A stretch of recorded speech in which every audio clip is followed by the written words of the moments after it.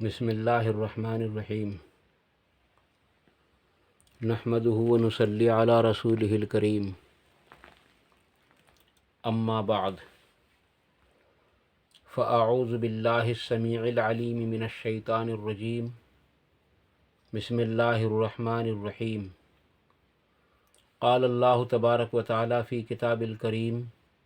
ان اللہ وملائکتہ یصلون علی النبی یا ایہا الذین آمنوا صلوا علیہ وسلموا تسلیما اللہم صلی علی محمد وعلی آل محمد کما صلیت علی ابراہیم وعلی آل ابراہیم انک حمید مجید اللہم بارک علی محمد وعلی آل محمد کما بارکت علی ابراہیم وعلی آل ابراہیم انک حمید مجید رب اشرح لی صدری ویسر لی امری واحلل عقدۃ من لسانی یفقہوا قولی ربنا آتنا من لدنک رحمۃ وہیئ لنا من امرنا رشدا لا الہ الا انت سبحانک انی کنت من الظالمین حسبنا اللہ ونعم الوکیل یا حی یا قیوم برحمتک استغیث لا حول ولا قوة الا باللہ العلی العظیم۔ عزیز دوستو، گزشتہ کئی ویڈیو کے اندر میں نے آپ کو اللہ تبارک و تعالیٰ کے ذکر کے فضائل بتلائے تھے، اور اللہ کا ذکر کرنا انسان کو جنت میں کیا کیا درجے عطا کر دیتا ہے۔ آپ یہ سمجھو کہ اللہ کا ذکر شیطان سے بچنے کے لیے ایک محفوظ قلعہ ہے، جو حضرت یحییٰ علیہ السلام کو جو نصیحتیں کی تھیں اللہ تبارک تعالیٰ کی طرف سے، اور پھر ان نصیحتوں میں ایک نصیحت یہ بھی تھی کہ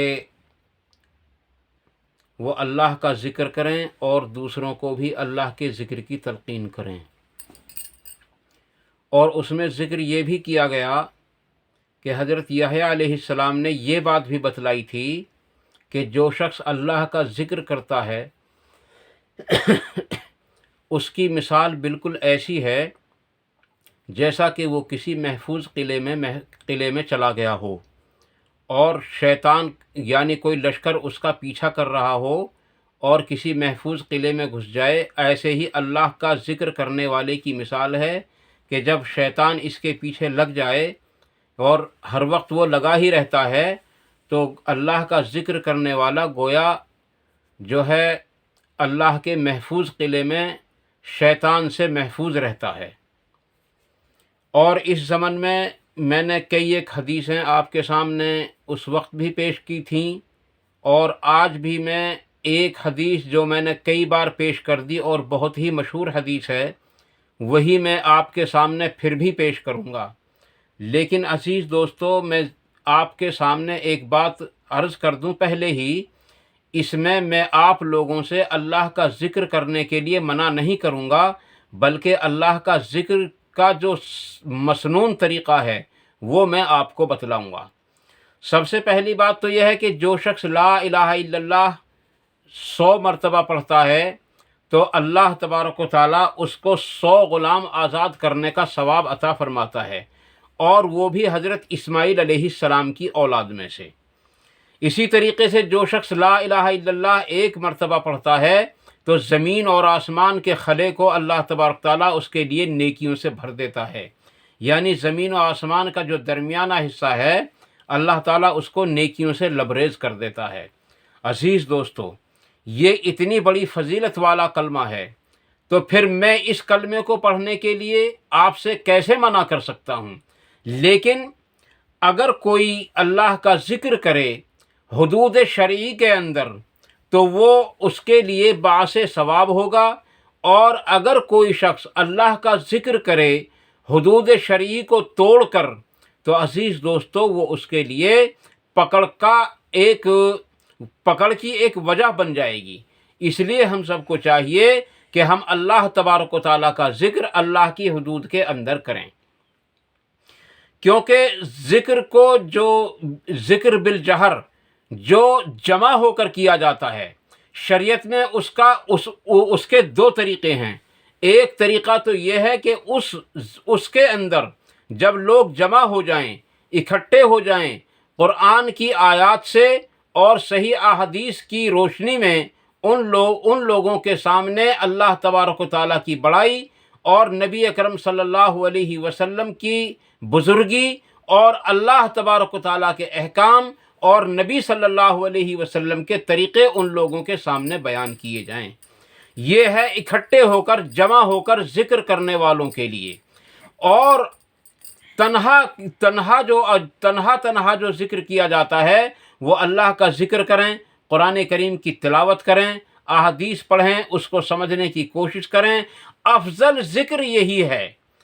سب سے بہتر بات یہ ہے کہ ہم قرآن کریم کو سیکھیں اور سکھائیں۔ نبی اکرم صلی اللہ علیہ وسلم نے ارشاد فرمایا، تم میں بہترین شخص وہ ہے جو قرآن کریم کو سیکھے یا دوسروں کو سکھائے۔ لیکن سیکھنے اور سکھانے کا مطلب یہ نہیں ہے کہ ان کو الف با تا پڑھاتے رہو اور صرف اس کو عربی زبان میں اس کو رٹا لگاتے رہو۔ عزیز دوستو، سیکھنے اور سکھانے کا مطلب یہ ہے کہ اس کو سیکھے، اس کو سمجھے اور اس پر عمل کرے، اس کو سکھائے اور اس کو سمجھائے اور اس پر عمل کرنے کی ترغیب دے۔ آئیے میں آپ کے سامنے صرف 2 حدیث پیش کروں گا۔ ایک حدیث بہت بار میں نے اپنی ویڈیو میں آپ کے سامنے پیش کر دی، اور ایک حدیث جو دوسری ہے وہ بھی میں نے آپ کے سامنے کئی مقامات پر کئی ویڈیو کے اندر شاید اب تک میں نے پیش کر دی ہوں گی۔ عزیز دوستو، جب چند آدمی مل کر اللہ تبارک و تعالیٰ کا ذکر کرتے ہیں، اس کی بڑائی بیان کرتے ہیں، اس کی حمد و ثنا بیان کرتے ہیں اور اس کے احکام ایک دوسرے کو پہنچاتے ہیں اور اس کے احکاموں کو سن کر ان پر عمل کرنے کی نیت سے ان احکاموں کو سنتے ہیں، ایسی مجلسوں کو اللہ تبارک و تعالیٰ کے ایک نورانی مخلوق ہے، فرشتے، وہ اپنی رحمت کے سائے میں، یعنی اللہ تبارک تعالیٰ کی رحمت کے سائے میں ان کو لے لیتے ہیں۔ جب وہ مجلس ختم ہوتی ہے، اللہ تعالیٰ سب کچھ جاننے کے باوجود بھی ان سے معلوم کرتا ہے کہ میرے فرشتوں تم کہاں گئے تھے؟ تو وہ بتاتے ہیں کہ اے اللہ، فلاں مقام پر فلاں فلاں خاندان کے لوگ اور فلاں فلاں بستی کے لوگ اکٹھے ہو کر تیرا ذکر کر رہے تھے، تو ہم وہاں تھے۔ تو اللہ تعالیٰ پوچھتا ہے کہ کیا ان لوگوں نے مجھ کو دیکھا ہے؟ کیونکہ ذکر تو اس چیز کا کیا جاتا ہے جس کو کسی نے دیکھا ہو۔ تو وہ عرض کرتے ہیں اللہ دیکھا نہیں ہے، اگر وہ دیکھ لیتے تو اور بھی زیادہ تیرا ذکر کرتے، تیری حمد و ثنا بیان کرتے۔ تو اللہ تعالیٰ ارشاد فرماتا ہے کہ انسان ہے بہت، یعنی یوں سمجھو کہ لالچی ہے، یہ کسی نہ کسی لالچ کے پیچھے ہی کسی کام کو کرتا ہے۔ وہ کسی چیز سے وہ کسی چیز کی طلب تو نہیں کر رہے تھے۔ عزیز دوستو، فرشتے عرض کرتے ہیں کہ اے اللہ، وہ تیری جنت کو طلب کر رہے تھے۔ کہ کیا جنت کو انہوں نے دیکھا ہے؟ کہ دیکھا نہیں ہے، اگر وہ دیکھ لیتے تو اس کی اور بھی زیادہ طلب کرتے۔ پھر اللہ تبارک تعالیٰ پوچھتا ہے کہ وہ کسی چیز سے پناہ بھی مانگ رہے ہوں گے؟ تو فرشتے عرض کرتے ہیں اے اللہ، وہ تیری جہنم سے پناہ مانگ رہے تھے۔ اچھا، تو کیا انہوں نے جہنم کو دیکھا ہے؟ تو وہ عرض کرتے ہیں کہ دیکھا تو نہیں، اگر وہ دیکھ لیتے تو اور بھی زیادہ اس سے بھاگتے اور اس سے اور بھی بچنے کی کوشش کرتے۔ واقعی جہنم ہے ہی بہت بری چیز۔ اللہ تعالی ہم سب کی جو ہے جہنم سے حفاظت فرمائے۔ اللہم اجرنا من النار، اللہم اجرنا من النار، اللہم اجرنا من النار۔ عزیز دوستو، میں آپ کو ایک چیز اور بتلا دوں یہاں۔ نبی اکرم صلی اللہ علیہ وسلم نے ارشاد فرمایا، جو شخص 3 مرتبہ اللہ تبارک و تعالیٰ سے جنت کا سوال کرتا ہے تو اس کے لیے جنت کہتی ہے اے اللہ، جب یہ تجھ سے جنت مانگ ہی رہا ہے تو اس کو جنت عطا فرما۔ اور پھر فرمایا کہ اگر کوئی شخص 3 مرتبہ اللہ تبارک تعالیٰ کی پناہ مانگے جہنم کے معاملے میں، اے اللہ میری جہنم سے حفاظت فرما، تو جہنم کہتی ہے اے اللہ، جب یہ جہنم سے بچنا چاہتا ہے اور تجھ سے جو ہے مدد مانگ رہا ہے تو تو اس کو جہنم سے بچا لے۔ یہ ہے طریقہ جنت کو حاصل کرنے اور جہنم سے بچنے کا۔ اور قرآن کریم کے اندر متعدد مقامات پر 3 طریقے ہیں۔ نمبر 1 اللہ تبارک تعالیٰ پر ایمان لائے، نمبر 2 یعنی اللہ تعالیٰ پر ایمان لائے، اور نمبر 2 جو ہے نیک اعمال کرے، آمنو وعملوا الصالحات، اور جو ہے صبر اور نماز کے ساتھ اپنی زندگی کو گزارتا رہے۔ عزیز دوستو، یہی طریقہ ہے اللہ تبارک تعالیٰ کی رضا حاصل کرنے کا۔ اب میں آپ کو کچھ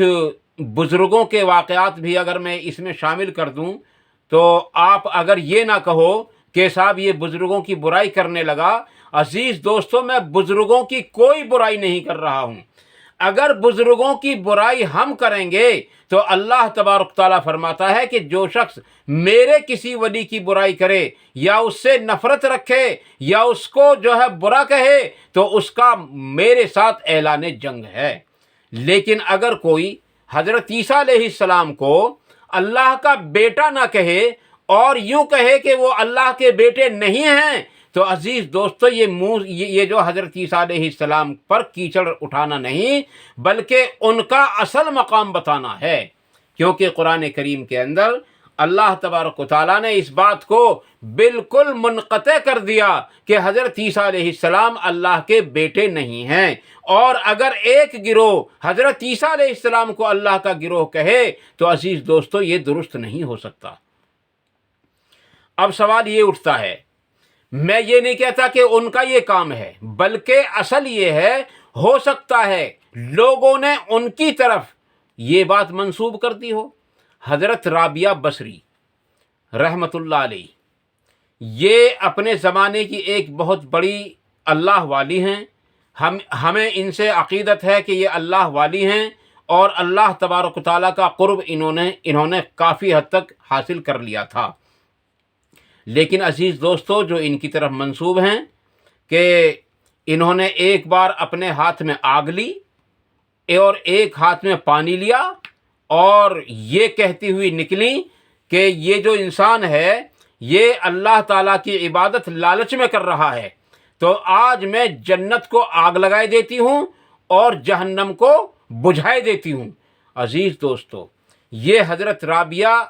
بصری رحمۃ اللہ علیہ کی طرف بالکل جھوٹ منسوب ہے اور یہ بالکل غلط بات ہے، کیونکہ جو اللہ کا ولی ہو وہ اس طرح کی بات کر ہی نہیں سکتا۔ آپ مجھے بتاؤ کہ اگر ہم جنت کا لالچ نہ کریں اور جہنم سے پناہ نہ مانگیں تو پھر ہماری عبادات اللہ تبارک و تعالیٰ ہم سے چاہتا کیا ہے؟ اللہ تعالیٰ نے ہی تو ہم کو لالچ دیا ہے، اور یہی لالچ ہم سے اگر ختم ہو جائے تو پھر ہمارے پاس کیا رہ جائے گا؟ عزیز دوستو، اللہ تعالیٰ نے یہ لالچ دیا ہے ہم کو کہ اگر تم ایمان لاؤ گے اللہ پر اور نیک عمل کرو گے تو یقیناً تمہارے لیے جنت ہے۔ تو ہمیں یہ لالچ ہے، اور جنت کیا ہے؟ یہ جنت ہے اللہ تبارک و تعالیٰ کی خوشنودی، اور جہنم کیا ہے؟ یہ ہے اللہ تبارک و تعالیٰ کی ناراضگی۔ تو عزیز دوستو، یہاں یہ بات بالکل صاف ہو جاتی ہے کہ جس چیز کو اللہ تبارک و تعالیٰ نے ہمارے لیے مقرر کیا ہو اور اس کا لالچ بھی ہم کو دیا ہو اور وہ لالچ ہمیں نہ رہے تو یہ تو ممکن ہی نہیں ہے۔ اور یہ بھی ممکن نہیں ہے کہ کوئی جنت کو آگ لگا دے، اور یہ بھی ممکن نہیں ہے کہ کوئی جہنم کو بجھا دے۔ اللہ کی قسم، نبی اکرم صلی اللہ علیہ وسلم کی حدیث موجود ہے کہ جہنم کی آگ دنیا کی آگ سے 69 درجے بڑھی ہوئی ہے، یعنی اس آگ سے 70 گنا تیزی اس کے اندر موجود ہے۔ تو اس آگ کو بھی کوئی بجھا سکتا ہے کیا؟ ہاں، ایک چیز بجھا سکتی ہے، میں آپ کو بتا دوں، سمندروں کا پانی تو اس آگ کو نہیں بجھا سکتا، دریاؤں کا پانی، نہروں کا پانی، نالوں کا پانی تو اس کو نہیں بجھا سکتا۔ البتہ آنکھوں سے نکلا ہوا اللہ کے خوف کے ساتھ جو آنکھوں سے نکلتے ہیں پانی کے چند قطرے، وہ اس انسان کے لیے جس انسان کی آنکھ سے اللہ تبارک و تعالیٰ کی رضا اور اس کے خوف سے آنسو نکلے ہوں، وہ اس کے لیے اتنی آگ بجھا دیتا ہے جتنی اس کے لیے یعنی جہنم کے اندر رکھی گئی ہو۔ آپ جو ہے یہ سمجھو، کیونکہ میں اس کا جملہ صحیح آپ کے سامنے پیش نہیں کر سکا ہوں کسی وجہ سے۔ عزیز دوستو، اس کے لیے وہ جنت کے اندر، وہ جہنم کے اندر جو آگ ہے، اس کے لیے اس تمام آگ کو اس کے لیے بجھا دیتا ہے۔ اس لیے اللہ تبارک تعالیٰ کا خوف جس دل کے اندر ہوگا اس پر جہنم کی آگ حرام ہے۔ اور جنت کے بارے میں فرمایا اللہ تبارک تعالیٰ نے، ایسی نعمتیں ہیں کہ جن نعمتوں کا خیال اور گمان تمہارے دل و دماغ پر بھی نہ گزرا ہو۔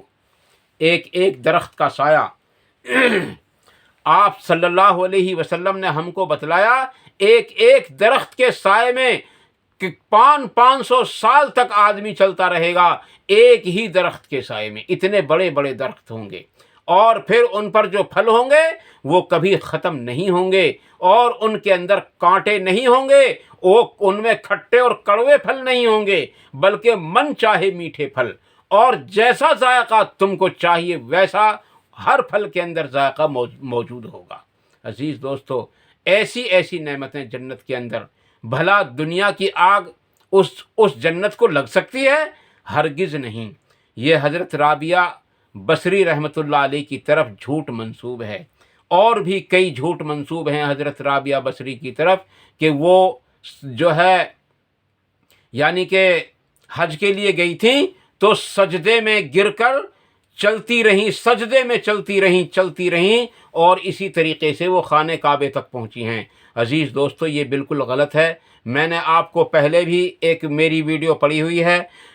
بھائی شہاب اور سفر حج کے نام سے، اس میں نے 2 حدیثیں آپ کے سامنے پیش کی ہیں، ایک سنن ترمذی سے اور ایک سنن ابو داؤد سے۔ اس میں اللہ کے نبی صلی اللہ علیہ وسلم نے پیدل حج کرنے والے مرد اور پیدل حج کرنے والی عورت کو، جس نے اس کی منت بھی مانی ہو، اس کو بھی اللہ کے نبی صلی اللہ علیہ وسلم نے سختی سے منع فرمایا، اور فرمایا کہ ان سے کہو کہ وہ سوار ہو جائیں، اور اگر انہوں نے منت مانی ہے تو اس کے بدلے میں ایک دم اللہ تبارک تعالیٰ کے لیے پیش کر دیں۔ عزیز دوستو، واضح رہے، اگر کسی کے دماغ میں یہ بات ہو کہ کرامت جو ہوتی ہے وہ خلاف عقل ہوتی ہے، تو یہ بات بھی وہ اپنے دماغ میں رکھ لے کہ کرامت جو ہوتی ہے وہ خلاف شرع نہیں ہو سکتی، اور یہ طریقہ بالکل خلاف شرع ہے۔ پیدل حج کو جانا اور سجدے میں گر کر سفر کرنا، عزیز دوستو، یہ تو ممکن ہی نہیں ہو سکتا۔ اللہ تبارک تعالیٰ نے جو طریقہ بتلایا ہے وہی طریقہ ہم سب کو جو ہے اپنانا چاہیے۔ عزیز دوستو، میں آپ کے سامنے عرض کر رہا تھا کہ فرشتے اللہ تبارک و تعالیٰ کے سامنے وہ جنت اور جہنم کے بارے میں بتلا رہے ہیں، اور اللہ تعالیٰ ارشاد فرماتا ہے کہ فرشتوں، تم گواہ بن جاؤ کہ میں نے ان کی مغفرت کر دی۔ عزیز دوستو، تو اللہ تبارک تعالیٰ ارشاد فرماتا ہے کہ نہیں، وہ فرشتے عرض کرتے ہیں یا اللہ، ان میں ایک آدمی ایسا بھی تھا جو شریک تو نہیں تھا، البتہ وہ کسی کام سے آیا ہوا تھا، وہ بیٹھ گیا آ کے، تو اللہ تعالیٰ کا ارشاد ہوتا ہے کہ میں نے اس کی برکت سے اس آدمی کی بھی بخشش کر دی، ان لوگوں کی برکت سے جو میرا ذکر کر رہے تھے۔ تو پہلی بات تو یہ ہے کہ ذکر کی اتنی بڑی فضیلت ہے کہ آدمی اگر ذکر کرنے والوں کے پاس بھی بیٹھ جائے اور اس کے پاس ایمان ہو تو اللہ تبارک تعالیٰ اس کی بھی مغفرت کر دیتا ہے، اور مغفرت کے فیصلے آ جاتے ہیں۔ جہاں کہیں مل کر اللہ تبارک تعالیٰ کا ذکر کر رہے ہوں، ایک اس کا حسن یہ بھی ہے کہ جب وہ ذکر کر رہے ہوں گے تو یقیناً اس آ کر بیٹھنے والے کی بھی سمجھ میں کوئی نہ کوئی بات آ جائے گی، اور اگر وہ ایک بات بھی لے کر اٹھا تو اس کی نجات کا ایک بہت بڑا سبب وہ بات اس کے لیے بن سکتی ہے۔ اس لیے اللہ تعالیٰ نے فرمایا، ایسی مجلسوں کے ساتھ بیٹھنا اور ایسی مجلسوں کے ساتھ جڑے رہنا، اس کی مثال کو اللہ تبارک تعالیٰ کے نبی صلی اللہ علیہ وسلم نے خود بتلایا۔ بخاری مسلم کی متفق حدیث ہے کہ ایسے آدمی کی مثال عطر فروش کے پاس بیٹھنے والی کی سی ہے کہ اگر وہ نہ بھی خریدے، زندگی میں اگر نہ بھی خریدے تو اس کو خوشبو آتی رہے گی، اور جب وہ کہیں جائے گا وہاں سے اٹھ کر تو لوگ کہیں گے کہ میاں کون سا عطر لگا رکھا ہے آپ نے۔ اور جو شخص بری مجالس کے اندر بیٹھتا ہے، ان سے جڑا رہتا ہے، اس کی مثال میں فرمایا کہ وہ بالکل ایسا ہے جیسے لوہار کے پاس یا گرم کام کرنے والے کے پاس جا کر کے بیٹھتا ہو، یعنی اگر اس تک آگ نہ پہنچے تو دھواں اور تپش تو اس تک پہنچ ہی جاتی ہے۔ اس لیے عزیز دوستو، ہم برائیوں سے بچیں اور برائیوں سے دور رہیں اور بھلائیوں کے قریب تر رہیں گے تو انشاءاللہ تعالی ہمارے لیے کامیابی ہوگی، اور اگر ہم نے ایسا نہ کیا، اس کا الٹا کیا، تو یقیناً ہمارے لیے ناکامی کا منہ دیکھنا پڑ جائے گا۔ تو عزیز دوستو، میں آپ سے عرض کر رہا تھا، یہ حدیث ہے، بہت مشہور ہے، لیکن جو حدیث میں آپ کے سامنے اس وقت پیش کرنے جا رہا ہوں، وہ حدیث سنن دارمی کے اندر شاید 206 یا 106 نمبر ہے اس کا، اور یہ حضرت عبداللہ ابن مسعود رضی اللہ تعالیٰ عنہ راوی ہیں اس کے۔ ایک صحابی ہیں حضرت عبداللہ ابن مسعود رضی اللہ عنہ کی خدمت میں حاضر ہوئے، میں نام بھول گیا ان کا کون تھے وہ، اور عرض کی کہ میں نے مسجد کے اندر جو بات میں نے آج دیکھی ہے، میں پہلے آپ کو بتانے آیا ہوں، اور وہ بالکل نئی بات ہے، آپ چل کر دیکھ لیجئے۔ یہ دوسری حدیث ہے عزیز دوستو۔ اب عبداللہ ابن مسعود نے ان سے پوچھا کہ وہ کیا بات ہے بھائی، بتلا تو دے۔ تو انہوں نے بتلایا کہ ابھی نماز میں دیر ہے، اور لوگ کیا ہیں کہ اجتماعی طور پر اللہ کا ذکر کر رہے ہیں، اور ان میں ایک کہتا ہے کہ 100 بار کلمہ پڑھو لا الہ الا اللہ، 100 بار الحمدللہ پڑھو، 100 بار اللہ اکبر، اور 100 بار جو ہے یہ کلمات پڑھتے رہو سبحان اللہ وغیرہ، اور اس طریقے سے وہ پڑھ رہے تھے۔ تو حضرت عبداللہ ابن مسعود رضی اللہ عنہ کا چہرہ متغیر ہو گیا، یعنی تبدیل ہو گیا غصے کی وجہ سے، اور فرمایا کہ تو نے ان سے یوں نہ کہا کہ تم اپنی نیکیوں کو نہ گن کر اپنے گناہوں کی گنتی کرو،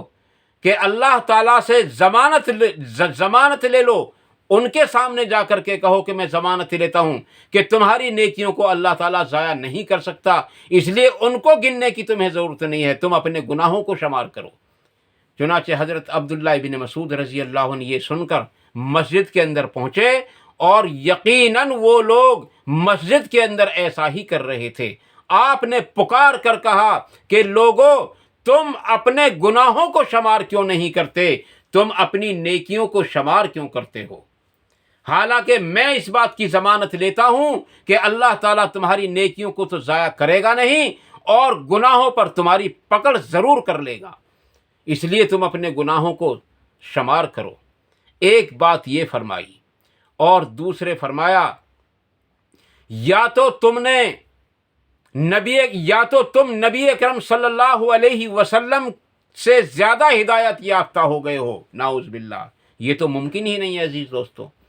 یا تو تم نبی اکرم صلی اللہ علیہ وسلم سے زیادہ ہدایت یافتہ ہو گئے ہو، یا پھر جو آپ نے سچائی فرمائی وہ پھر فرمایا، یا پھر تم نے گمراہی کا ایک دروازہ کھول لیا ہے۔ اس کے بعد آپ رضی اللہ عنہ نے فرمایا کہ لوگوں، ابھی نبی اکرم صلی اللہ علیہ وسلم کے کپڑے، آپ کے برتن، آپ کے صحابہ موجود ہیں، اور بھی کئی چیزیں آپ نے گنوائیں، یہ چیزیں موجود ہیں، اور یہ بھی پرانی بھی نہیں ہوئیں، اور تم نے یہ بدعت نکال لی، ایک بدعت کا راستہ کھول لیا، ایک گمراہی کا راستہ کھول لیا یہ۔ تو عزیز دوستو، جب ہم اللہ کا ذکر کریں گے اجتماعی طور پر، اس کی جو فضیلتیں ہیں وہ اس کی بڑائی کو بیان کر کے لوگوں کو سنانا ہے، اور جب ہم انفرادی طور پر ذکر کریں گے تو جو ہے اس سے مراد وہ ذکر ہے کہ ہم چاہے قرآن کریم کو سمجھ کر پڑھیں، چاہے ہم احادیث رسول کو سمجھ کر پڑھیں، یا اللہ کی تعریف کریں، سبحان اللہ پڑھیں، الحمدللہ پڑھیں، لا الہ الا اللہ پڑھیں، اللہ اکبر پڑھیں، اس میں اختیار ہے۔ لیکن اجتماعی طور پر اس طریقے سے ذکر کرنے کی جو فضیلت ہے عزیز دوستو، وہ ہرگز کسی حدیث سے ثابت نہیں ہے، بلکہ حضرت عبداللہ بن مسعود رضی اللہ عنہ کی حدیث سے بالکل الٹ ثابت ہوتا ہے، یہ ایک دم الٹ۔ اور آج ہماری خانقاہوں کے اندر، آج ہمارے جو ہے پیروں کے یہاں اور ہمارے بزرگوں کے یہاں جو مجالس ہوتی ہیں، ان میں ٹھیک بالکل اسی بدعت کو جو ہے فروغ دیا جاتا ہے، اور وہاں اکٹھے ہو کر اسی طریقے سے اللہ کا ذکر کرتے ہیں۔ عزیز دوستو، اس ذکر پر کوئی فضیلت نہیں ہے بقول حضرت عبداللہ ابن مسعود رضی اللہ عنہ کے۔ اور پھر میں ایک ہی سوال کروں گا، اگر اس حدیث کو سننے کے بعد یا اس حدیث کو اس موقع پر جہاں میں نے بتلائی ہے وہاں اس مقام پر پڑھنے کے بعد اگر کوئی آدمی اسی بات پر اڑا رہے اور اسی طریقے سے اللہ تبارک تعالیٰ کا ذکر کرے، مجلس کے ساتھ گردن کو یوں موڑ کر، یوں تروڑ مڑوڑ کر جو اللہ اکبر کے نعرے لگاتے ہیں، عزیز دوستو اگر وہ پھر بھی ایسا ہی کرتا رہے تو یقیناً وہ جو ہے جہالت میں تو نہیں ہے بلکہ جاہلیت کے اندر ہے۔ یہ دو چیزیں ہوتی ہیں، ایک جہالت ہوتی ہے، ایک جاہلیت ہوتی ہے۔ جہالت تو وہ ہوتی ہے کہ اس کے پاس علم ہی نہ پہنچا ہو، اور جاہلیت وہ ہوتی ہے کہ علم تو آ گیا لیکن ہم نے اپنے بزرگوں کو ایسے کرتے دیکھا ہے اور ہمارے پیر صاحب اس کا حکم دیتے ہیں، تو یہ جاہلیت ہے۔ اس لیے عزیز دوستو، اللہ تعالیٰ نے ایسے لوگوں کے بارے میں قرآن کریم کے اندر ارشاد فرمایا کہ جب ان لوگوں سے کہا جاتا ہے کہ تم اس طریقے سے اپنے اعمال کو درست کرو، تو وہ کہتے ہیں کہ ہم تو اپنے اعمال کو اس طرح درست کرتے ہیں جیسے ہم نے اپنے بزرگوں کو دیکھا ہے۔ یعنی آپ یوں سمجھو کہ اللہ تعالیٰ نے فرمایا کہ تم اس طرح ایمان لاؤ جیسا کہ اللہ نے اور اس کے رسول نے حکم دیا ہے، تو وہ کہتے ہیں کہ ہم اس طرح ایمان لاتے ہیں جیسے ہمارے بزرگوں نے ہم کو بتایا۔ تو اللہ تعالیٰ نے ان سے سوال یا انداز میں پوچھا، ارشاد فرمایا کہ بھلا اگر تمہارے بزرگ جاہل ہوں تو کیا تم انہی کی پیروی کرتے رہو گے؟ تو عزیز دوستو، ایسا ہرگز نہیں ہے۔ ہمارے لیے قرآن اور صحیح الاسناد احادیث جو ہیں یہ ہمارے لیے دستور العمل ہیں، اسی پر ہمیں عمل کرنا ہے، اور اسی پر عمل کرنے میں ہمارے لیے کامیابی ہے۔ بزرگوں کے طریقے کو ہم اپنائیں گے، لیکن اس طریقے کو اپنائیں گے، ان کے طریقوں کو اپنائیں گے جو طریقے نبی اکرم صلی اللہ علیہ وسلم سے ثابت ہوں۔ اگر آپ صلی اللہ علیہ وسلم کے طریقے سے کوئی چیز ثابت نہیں ہوتی بلکہ اس کے الٹ بھی ہوتی ہے، اور پھر بھی ہم ان کے طریقے کو اپناتے رہیں، تو ایسے لوگوں کے بارے میں اللہ تعالیٰ نے اتخذوا احبارہم ورہبانہم اربابا من دون اللہ، ان الفاظ کے ساتھ ان کو جو ہے للکارا ہے، اور فرمایا کہ بلا شبہ ان لوگوں نے اللہ تبارک تعالیٰ کے مقابلے میں ان بزرگوں کو، ان پیروں کو، ان مولویوں کو، ان فقیروں کو اپنا معبود قرار دے دیا تھا۔ اور معبود قرار دینے کا جو مطلب ہے وہ بھی اللہ کے نبی صلی اللہ علیہ وسلم نے بتلا دیا کہ اللہ تبارک و تعالیٰ کی بات کے مقابلے میں اس کے رسول کی یعنی صحیح الاسناد احادیث کے مقابلے میں ہم اپنے بزرگوں کی اتباع کریں، اور اللہ تبارک تعالیٰ کے احکام کو ٹھکرا دیں، اور اللہ تبارک تعالیٰ کے حکم کی کوئی نہ کوئی تعویل کریں، اور اللہ تبارک تعالیٰ کے نبی صلی اللہ علیہ وسلم کے طریقے کو ٹھکرا دیں، اور آپ صلی اللہ علیہ وسلم کے طریقے کی کوئی نہ کوئی تعویل کریں۔ اس لیے عزیز دوستو، ہم سب کو چاہیے کہ ہم قرآن کو پڑھیں، سمجھیں، اور احادیث رسول کو پڑھیں اور اس کو سمجھیں، اور دوسروں کو بھی سمجھانے کی کوشش کریں۔ اللہ تعالی ہم سب کو ان مختصر سی باتوں پر عمل کرنے کی توفیق عطا فرمائے۔ اگر کوئی جذبات میں بات میری زبان سے غلط نکل گئی ہو تو اللہ تعالیٰ ان باتوں کو ہم سب سے معاف فرمائے، اور جو حق بات نکلی ہوں اللہ تعالیٰ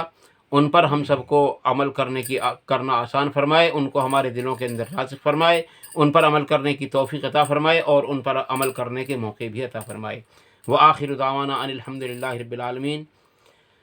سبحان ربک رب العزت عما یصفون وسلام علی المرسلین والحمد للہ رب العالمین برحمتک یا ارحم الراحمین۔ والسلام علیکم ورحمۃ اللہ تبارک و تعالی وبرکاتہ۔